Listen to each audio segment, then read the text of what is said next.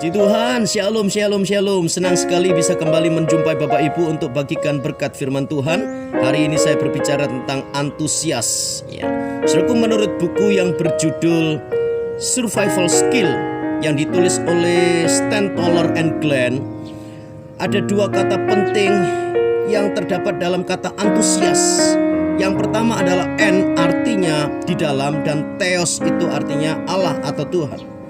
Dengan demikian, saudaraku, entheos itu mengandung arti Tuhan di dalam diri seseorang dan seseorang itu di dalam Tuhan. Saudaraku, karena Allah itu adalah Allah yang berkuasa, Allah yang punya kekuatan, Allah yang punya otoritas, Dia punya energi yang tidak terbatas. Maka ketika seorang itu mengalami entusiasme, maka ia sedang memiliki gairah, semangat, energi, kekuatan untuk bekerja dan beraktivitas serta melayani Tuhan. Tidak ada habis-habisnya. Ia akan tampak berbeda dari manusia-manusia yang tidak punya entheos.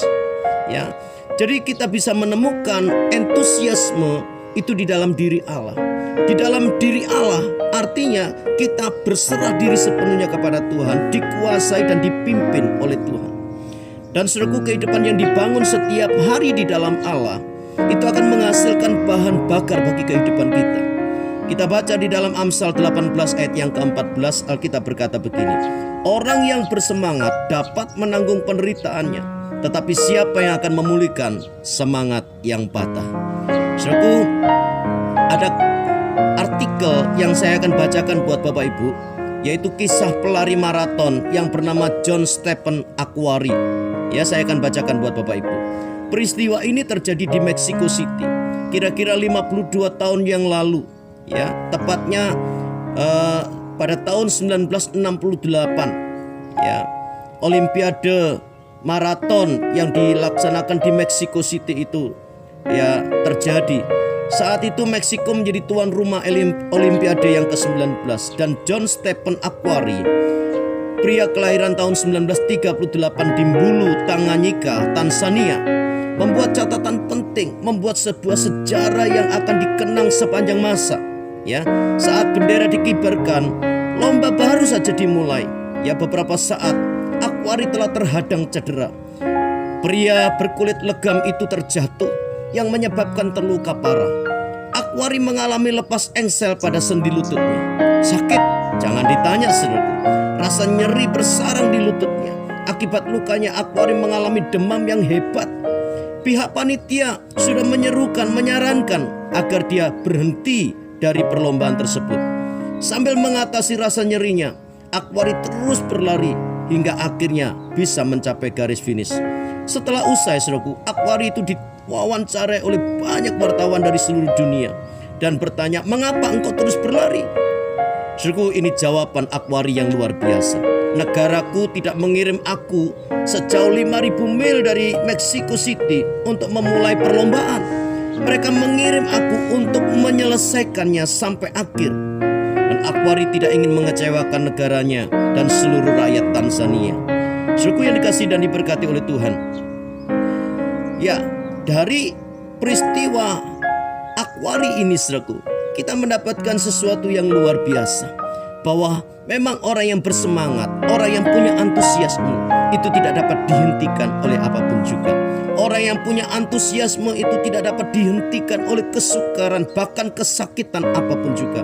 Orang yang punya antusiasme adalah orang yang mampu melihat masalah atau krisis bukan sebagai sesuatu kesulitan, tetapi justru sebaliknya, dia melihat sebuah peluang atau kesempatan yang besar untuk melihat kemuliaan Tuhan. Antusiasme mengubah cara pandang kita terhadap sebuah masalah atau krisis. Saya akan memberikan sebuah ilustrasi untuk menutup khotbah saya pagi hari ini. Yang pertama, saudaraku, kita akan melihat ada seorang salesman yang diutus oleh perusahaannya untuk masuk di sebuah desa di Afrika. Memang penduduknya adalah penduduk yang rada terbelakang, saudaraku. Semua penduduknya tidak bersepatu, tidak bersendal. Itu sebabnya salesman ini kemudian dikirim oleh perusahaan sepatu di mana dia bekerja, supaya salesman ini bisa menggarap mengerjakan membalik keadaan dari orang-orang yang tidak bersepatu menjadi orang-orang yang bersepatu. Ternyata saudaraku, dalam waktu cuma 10 hari, ya, salesman yang pertama ini menyerah. Dia telepon kepada perusahaannya, "Pak, tolong bawa aku kembali. Aku mau keluar dari Afrika ini. Karena di sini tidak ada seorang pun yang memakai sepatu dan tidak mungkin bisa pakai sepatu." Saudaraku, kita mendapatkan gambaran salesman yang pertama ini. Dia tidak punya antusiasme, dia menyerah. Dia gagal melihat peluang yang besar dan menganggapnya sebagai sesuatu yang sia-sia. Saudaraku, salesman yang kedua dikirim oleh perusahaan yang sama, yaitu perusahaan sepatu, ya, ke desa yang sama, ya, di sebuah desa di negara Afrika. Salesman yang kedua ini punya antusiasme. Itu sebabnya kemudian dengan setia, dengan perjuangan yang keras, tidak mengenal lelah, dia mulai menyampaikan kepada penduduk di sana bahwa mereka perlu bersepatu, mereka perlu menggunakan sandal.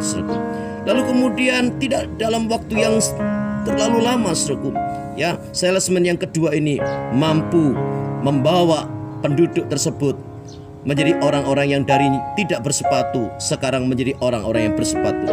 Dia berhasil, saudaraku, karena dia punya tekad, dia punya antusiasme, dia punya semangat dan gairah yang besar. Dia berhasil dan melihat kesempatan tersebut sebagai kesempatan yang besar, kesempatan emas untuk menjadikan dirinya seorang yang besar. Orang yang tidak punya antusiasme cenderung sebagai pecundang atau orang-orang yang kalah. Tetapi orang-orang yang punya antusiasme membawa hidupnya terbang tinggi, menikmati keberhasilan demi keberhasilan. Dia melihat kemuliaan, berjalan dari kemuliaan yang satu kepada kemuliaan yang lain. Itu yang dikatakan Tuhan Yesus buat kita semuanya. Tetaplah punya harapan, tetaplah bersemangat, tetaplah bersukacita, milikilah antusiasme untuk Tuhan dan melayani pekerjaannya dengan setia. Tuhan Yesus memberkati kita semuanya. Shalom.